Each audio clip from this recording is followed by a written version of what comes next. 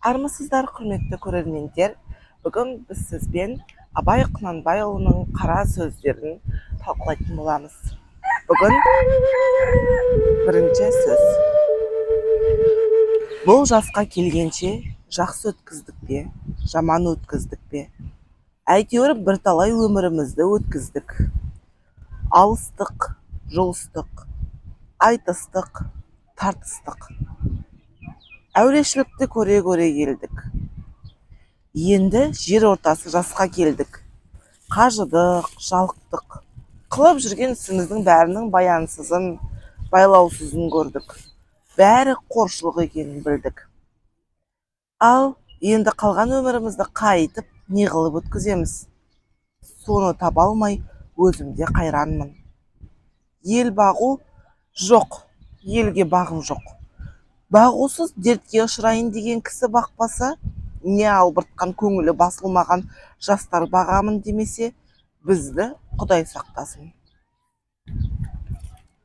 Мал бағу жоқ, баға алмаймын. Балалар өздеріне керегінше өздері бағар.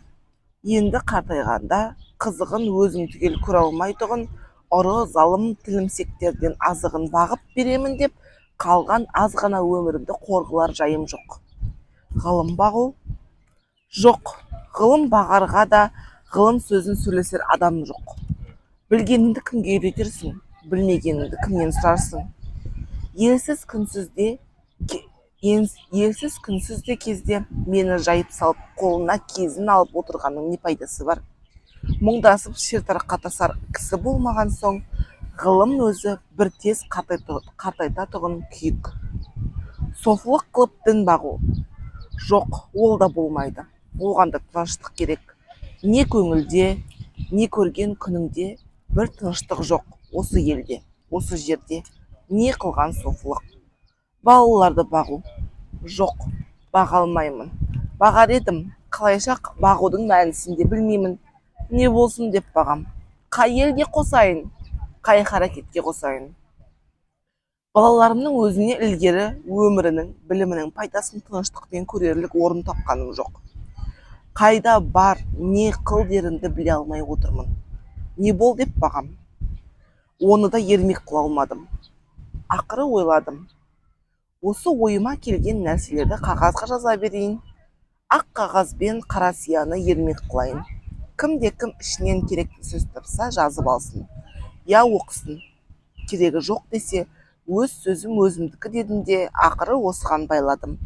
Енді мұнан басқа ешбір жұмысым жоқ. Абай Құнанбайұлы деген ұлы біздің ғалым ғұлама кісіміздің қара сөздерін әр жаста оқыған сайын мен әртүрлі түйсік түйемін, әртүрлі ойға кенелемін. Мектеп кезінде оқып шыққан болатынмын толықтай. Ол кезде мен түсінбедім көп нәрсесін. Көп нәрсені жадыма сақтай алмадым. Бірақ дәл қазір қайта оқу үстінде мен өзіме көптеген дүниені іліп алып жатырмын. Бірінші сөзін сіздермен талқылайтын болсам, жаңа сіздерге оқып бердім. 1890 жылы жазылған екен бұл сөз. Бірінші сөзінде өзінің қара сөздерінің жазу себебін түсіндіріп отыр.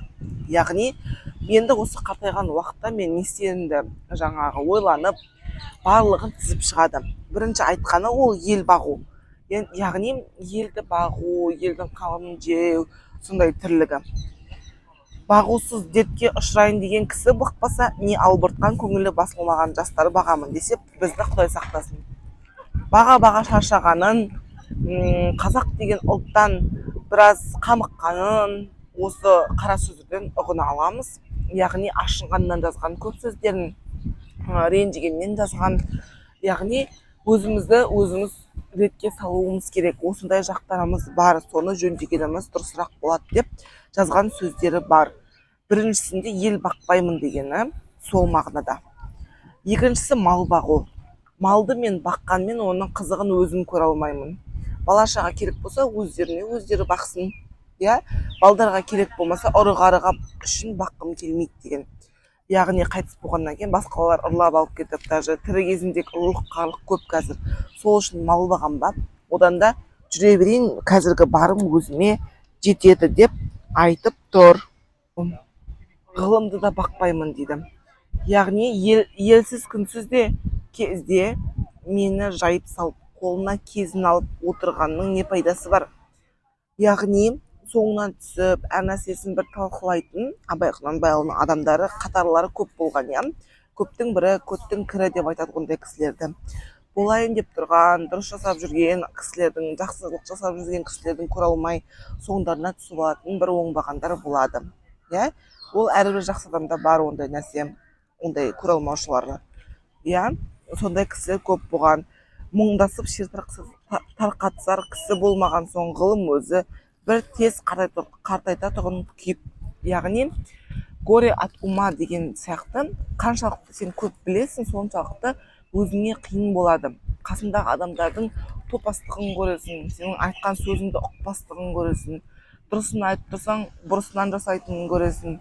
Ол өзің үшін қатты қиын болып жүрегіңе қатты батады. Сол себепті ғылым бағып, оны үйренгеннен маған пайда жоқ, оны мен талқылайтын адамым жоқ деп айтып тұр. Софылық қылып дін бағайын ба? Жоқ, ол да болмайды, оған да тыныштық керек. Яғни бұл жерде өзінің өміріне не көңілде, не көрген күніңде бір тыныштық жоқ осы елде, осы жерде не қылған софылық. Яғни тыныштықтың жоқ екендігін айтып тұр өзінің өмірінде. иә осы елде, осы жерде не қылған софылық. Тыныш отырып, тыныштықпен бәріне айтып, жаңағыдай дінді қуалап кету керек. Адам дінді қуалағаннан кейін софы болып, мынандай істе деп. Бірақ оны мен қазір былай не қыла алмаймын, бұл елдің арасында отқандықтан дейді. Тағы да жаңағы өз еліне, өз жеріне ашынғандығынан. Балаларды бағу, жоқ баға алмаймын дейді. Яғни біздің қазіргі child freelарымыз қалай ойлайды? Не қыламын мен баланы дүниеге әкеліп, ол бұяқта қиналатын болады. оны мен қорғауым керек болады, қанша ақша жіберуім керек болады оған. Оны мен қосатын бір әлем бір әдемі сияқты емес дейді child freelар. Сол сияқты өзінің қартайған кезінде Абай Құнанбайұлы да балаларды қосатын адамдарды да тыныш көрерлік орынды да тапқаным жоқ. Сол себепті мен оларды тағы да дүниеге әкеліп, жаңағыдай тоқал алып дейді ғой, сөйтіп көбейткім келмейді, одан да қойдым дейді. Қазір бар баламмен жаңағы базар болып, соларды жеткізсем болды деген сөзі. Келесі, яғни соңында бұл Абай Құнанбайұлы атамыз қорытынды айтып тұр. Ақыры ойладым, осы ойыма келген нәрселерді қағазға жаза берейін. Ақ қағаз бен қара сияны ермек қылайын. Кімде кім ішінен керекті сөз тапса жазып алсын, я оқысын, керегі жоқ десе өз сөзім өзімдікі дедім де ақыры осыған байладым. Енді мұнан басқа ешбір жұмысым жоқ. Яғни өмірінің соңғы жылдары ол өзінің осы қара сөздерін жазу арқылы насихаттап келер ұрпаққа бір ғылым қалдырып кетті. Мысалға қазіргі кезде мен өзіме өміріме ақыл айтып жөн салатын адамдарды негізі жоқтың қасы дер едім. Әрине бұл менің ата-анам, басқалардың ақылын мен тыңдағым да келмейді, олардың өмірлерін де көріп тұрмын, не жасап жүргендерін де көріп тұрмын. Сол себепті оларды мен мысалға өзім үшін бір андай авторитет ретінде қабылдамаймын. Бірақ мысалға Абай Құнанбайұлы атамыздың кітаптарын оқи отыра, өлең шумақтарын, қара сөздерін оқи отыра, мен өзім үшін өте көп нәрсені көңілге түйемін. Өзімнің өмірімде болып жатқан әрбір ситуациядан осы жерден бір не алып отырамын, сабақ. Сіздер де осы рубриканы ары қарай көруге кеңес беремін. Келесі сөздердің барлығын бірге көретін болайық.